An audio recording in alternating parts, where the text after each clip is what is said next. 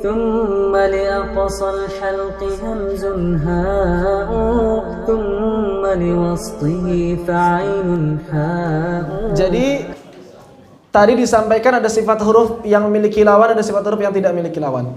Sifat huruf yang tidak memiliki lawan kalau kita analogikan pada diri manusia itu kurang lebih seperti bakat atau kelebihan. Begini, ada manusia laki-laki, yang bukan laki-laki pasti perempuan. Ada manusia yang tinggi, yang bukan tinggi pasti pendek.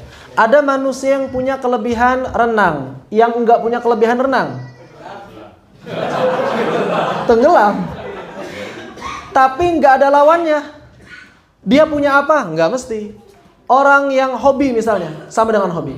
Orang yang hobinya itu adalah jalan-jalan, yang enggak hobi jalan-jalan, diam-diam.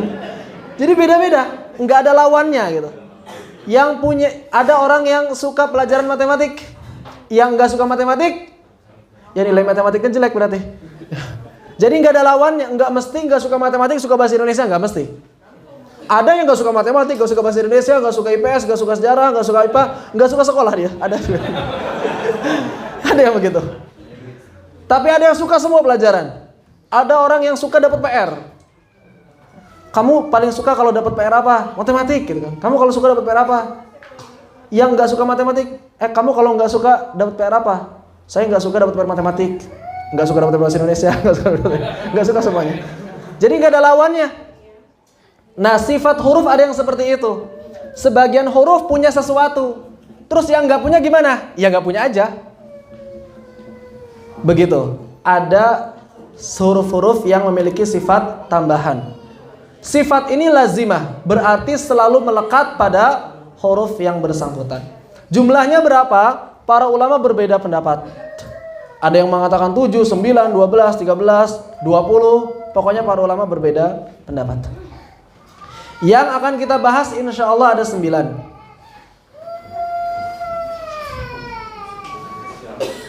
Insya Allah ada 9. Apa saja? Yang pertama adalah shafir. Yang kedua adalah qalqalah. Yang ketiga adalah lin. Yang keempat adalah inhiraf. Yang kelima adalah takrir. Keenam tafasyi. Ketujuh istitalah. Ini yang disebutkan oleh Al-Imam Ibnul Jazari. Tapi dalam kitab-kitab yang lain ada juga sifat-sifat yang tidak disebutkan di situ. Di antaranya apa? Ghunnah. Ada juga sifatul khafa. Sifatul khafa. Insya Allah kita akan bahas satu demi satu. As-safir. Al-Imam Jazari mengatakan safiruha sadun wazayun sinu. Jadi huruf yang punya sifat safir menurut mayoritas ulama ada 3. Sad, zai, sin. Apa sih safir? Kalau dalam buku-buku tajwid bahasa Indonesia biasanya diterjemahkan desis. Atau ada juga yang menerjemahkan siulan. Secara bahasa apa? Secara bahasa itu adalah suara yang menyerupai suara burung atau unggas. Adapun secara istilah adalah suara yang khas yang terdapat pada sad, zai, dan sin. Suara yang khas aja pokoknya. Sad, zai, dan sin. Di mana suara khas ini tidak terdapat pada huruf selainnya. Sebagian ulama mengatakan bahwa huruf tha, dzal, shin, dha, dan fa juga punya safir. Huruf apa? Tha, dzal, shin, dha, fa. Tha, dzal, shin, dha, fa. Menurut sebagian ulama punya sifat safir. Apa kata mereka? Kata mereka tha punya sifat safir karena berdesis. Tapi tidak sekuat sin. Zal dan dha juga punya sifat safir. al.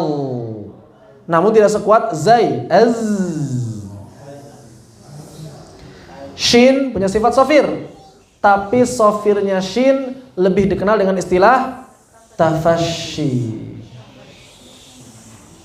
Makanya nanti shin ada sifat tersendiri namanya tafasyi. Suara yang khas, shin kan punya suara yang khas. Shh. Tapi suara yang khas itu beriringan dengan udaranya. Makanya sofirnya shin kata para ulama dengan tafasyinya. Kemudian huruf fa. Sebagian ulama menurut sebagian ulama fa juga punya sifat sofir. Makanya orang Indonesia menyebutkan suara itu juga desis. Bisa disebut desis nggak? Bisa.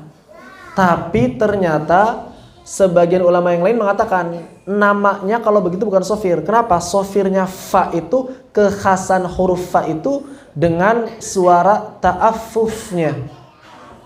Istilahnya ta'affuf. Suara apa ta'affuf itu? Suara f. Itu namanya suara ta'affuf. Apa itu ta'affuf? Secara bahasa ta'affuf itu artinya suara suara orang mengucapkan Inilah yang membedakan antara fa dengan tha. Suaranya kan mirip.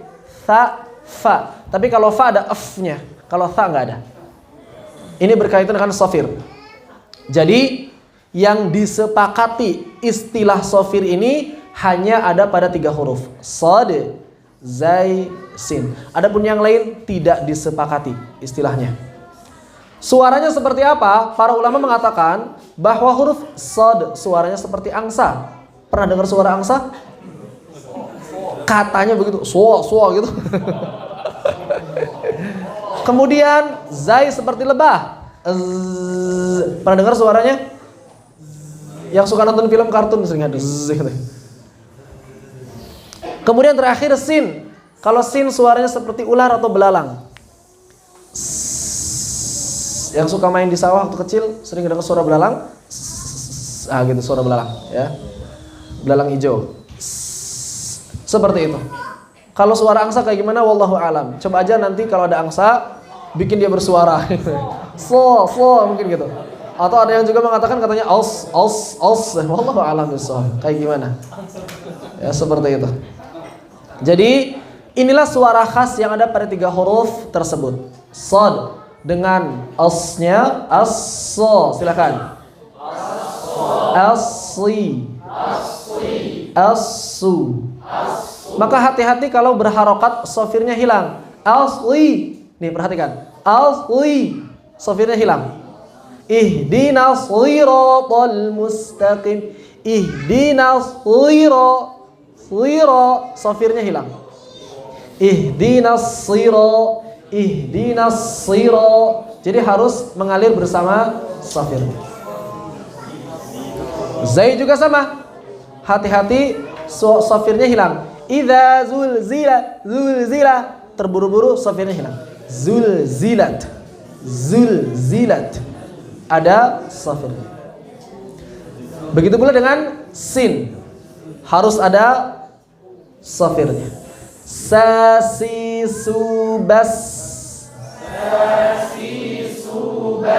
Hati-hati kalau pas domah sofirnya berubah jadi sofir son. Nah. Us. Hati-hati jadi sofirnya sad. Tipis sekali perbedaan antara sin dengan sad. Ihdinas siratal mustaqim. Ihdinas siratal mustaqim.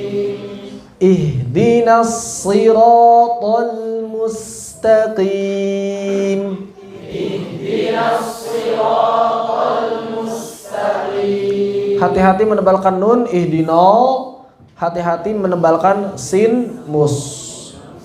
Difahami sofir? Jadi kalau ditanya kayak gimana suara sofir, ya kayak gitu.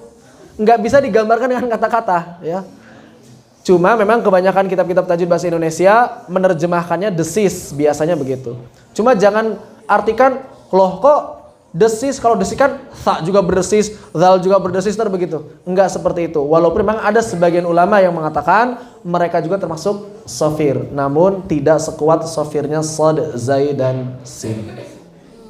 لأقصى الحلق همز هاء ثم لوسطه فعين حاء